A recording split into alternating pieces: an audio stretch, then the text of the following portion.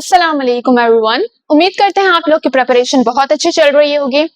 अब बेटा आपने लास्ट के डेज को अपने लिए यूजफुल किस तरह से बनाना है। सबसे पहले टिप, अब आपने वो चैप्टर्स फाइंड करने हैं जिसमें से हर साल ज्यादा से ज्यादा क्वेश्चंस बनते हैं। किस तरह से? आप सिलेबस देखें, आप पास्ट पेपर्स देखें, उनमें से आपको आइडिया हो जाएगा कि कुछ चैप्टर्स आपके ऐसे होंगे जिसमें से 6 से 7 एमसीक्यूज हर साल बन रहे होंगे और कुछ चैप्टर्स ऐसे होंगे जिसमें से आ ही 1-2 क्वेश्चन रहा होगा।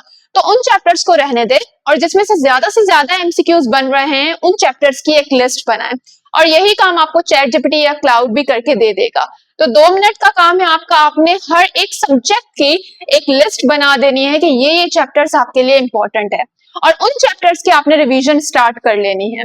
अगर बायोलॉजी की बात की जाए तो बायोलॉजी की रिवीजन हमारी कंटिन्यू है, जल्दी से जाएं और चैनल को विजिट करें और डेली अगर आप 1 से 2 लेक्चर्स भी सुनते हैं तो इसमें आपके बायोलॉजी की रिवीजन तो कंप्लीट हो जाएगी।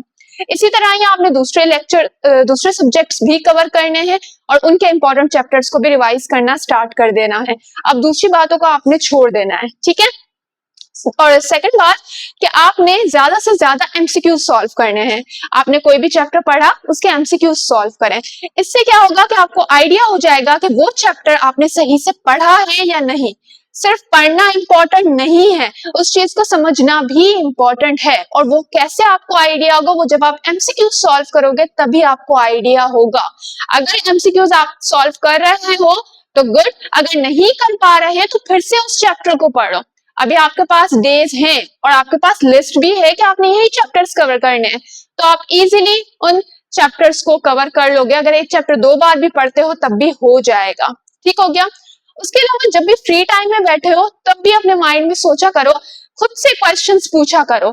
इससे ये होगा कि आपको आइडिया होगा कि आपने जो चैप्टर पढ़ा है वो आपको याद भी है या फिर नहीं है। ये टिप बहुत इंपॉर्टेंट है और ये बहुत वर्क करती है, ठीक हो गया। उसके अलावा अपने पास्ट पेपर्स को तो बिल्कुल स्किप नहीं करना, ज्यादा नहीं पढ़ने।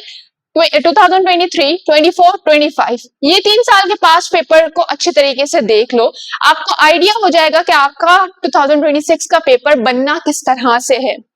दूसरी बात के बहुत र्यूमर्स चल रही है कि बेटा पीएमडीसी ने 8000 एमसीक्यूज दे दिए हैं, अब इन्हीं में से आपके एमसीक्यूज बनने हैं। तो उन्होंने एमसीक्यूज दिए हैं लेकिन हमें नहीं दिए, उन्होंने यूनिवर्सिटीज को दिए हैं कि भाई अब आप इनमें से बनाएं, प्रोफेसर्स को दिए हैं।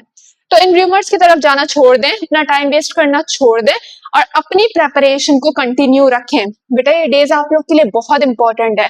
सिर्फ रिजल्ट डे का सोचें कि जब रिजल्ट आएगा और आपका नाम लिस्ट में मौजूद होगा तो आप सोचें कि आपको और आपके पेरेंट्स को कितनी खुशी होगी। तो बस यही बात माइंड में रख के अपनी तैयारी को कंटिन्यू करें और इंशाल्लाह आप इजीली टेस्ट क्रैक कर लेंगे। और दूसरी बात बेटा कि नमाज को बिल्कुल भी स्किप नहीं कीजिएगा, नमाज आप लोग के लिए बहुत बहुत इंपॉर्टेंट है। तो आपने इन चीजों को ध्यान में रखना है और अपनी प्रेपरेशन को कंटिन्यू करना है।